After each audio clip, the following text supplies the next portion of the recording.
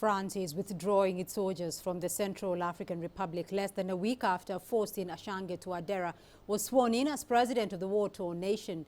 The French embassy in neighboring Cameroon says military vehicles and equipment are being flown from the capital Bangui to an airbase in Cameroon. The French military operation codenamed Sangaris intervened in 2013 to stop widespread sectarian violence that had erupted in the wake of the ouster of President Francois Bozize. Touadera, a former prime minister who won a February 14th presidential vote, will have to restore state authority in regions that are still under control of armed groups. The United Nations has about 10,000 troops in the country. French troops are among those accused of sexual abuses. Prosecutors are investigating the claims.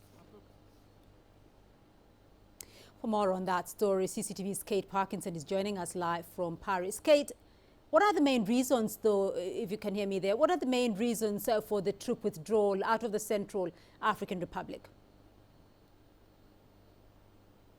Well, from France's perspective, it says it has achieved its objective in the Central African Republic. As you just mentioned, the French military intervention started back in December 2013. I was actually there when the French troops arrived. It was a terrible time. The country was gripped by ethnic violence. Thousands of people were dying. Muslims were killing Christians. Christians were killing Muslims. The French defense minister said at that time the country was gripped by chaos on the verge of genocide. And while he acknowledges that not all of CAR's problems have been solved, he did say that France feels that the Central African Republic is finally starting to emerge from this recent troubled few years. And this is why France is now pulling its troops out. Although, of course, to be honest, France's military is extremely stretched at the moment.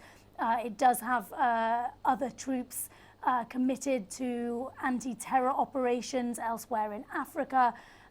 It's also involved in the fight against the so-called Islamic State militants in the Middle East. It also has the ongoing terror threat at home. So this is another factor to consider when we ask why France is choosing to pull its troops out now. But actually, France is not pulling all of its troops out. A few hundred will remain in country. They will be absorbed into the UN force that you mentioned, which is on the ground at the moment. Some French troops will also stay to provide security at the airport. And France says that its troops, which are stationed in the Ivory Coast and in the Sahel region, will be on standby. Effectively, they will remain ready to rapidly react should there need to be further intervention in CAR. France does feel that it has largely achieved its mission in the Central African Republic, but the French military mission there was also marred by some claims of sexual abuse against some French soldiers.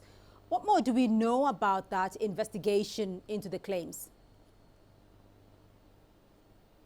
Absolutely shocking claims have been made against not only French soldiers, but also UN peacekeeping soldiers. These claims have rocked France and indeed the United Nations. And in fact, we've heard more allegations in the past few weeks. 100 new victims have come forward, many of them underage girls, claiming that they have been sexually abused by international troops in the Central African Republic. One particularly horrific detail, 3 girls claiming that they were tied up, forced to undress and have sex with a dog.